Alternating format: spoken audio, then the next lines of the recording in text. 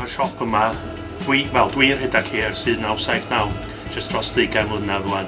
Mae'r siop yma ers gryn amser cyn hynny, siop Paul eddi cyn hynny, am 20 mlynedd cynt.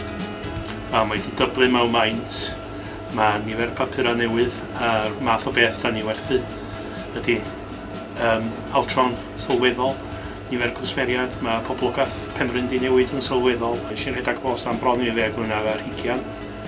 Ac wedyn wedi mynd o ma ers 3 blynedd rwan, fel mae post mewn llawer i ardal arall. Mae gwasanaeth post wedi dirywio yn sylweddol mewn lawer iawn o ardaloedd. Siopau bach lleol yn hynod bwysig, da ni wedi gweld nhw'n cael mewn nifer o bentrefi cyfagos. Da ni'n ffodus yma, da ni'n cael cefnogaeth dda gyn bobl leol, a heb cefnogaeth pobl Penrhyn a pobl Telsarna, Menter, Ffestiniog, sa'n ddrwg iawn arna ni. Da ni'n cynnig gwasanaeth gyn eco-over, faith in nature. Da ni'n di dechrau efo glanhawyr toilets, llai ddilo, llai llestri, llai dwylo, llai dillad, a hefyd wythnos yma da ni wedi dechrau efo siampws.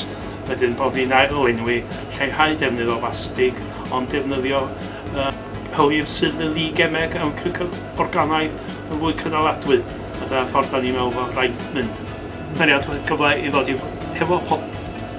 brynu poteli o'r newydd, hefo meddalwr dillad, golchi llestri, beth bynnag. Neu, os dyn nhw heb poteli, da ni'n ailgylchu poteli llefrith a cynnig gwasanaeth efo hanner litr neu litr o hylif yn rheina. Unrhyw beth i leihau hwyl troed carbon. Neith pawb wneud i mymryn bach, fedra ni arbed chdi bach ar brydferthwch y byd yma, ond i gynnal o i'r genhedlaeth nesaf.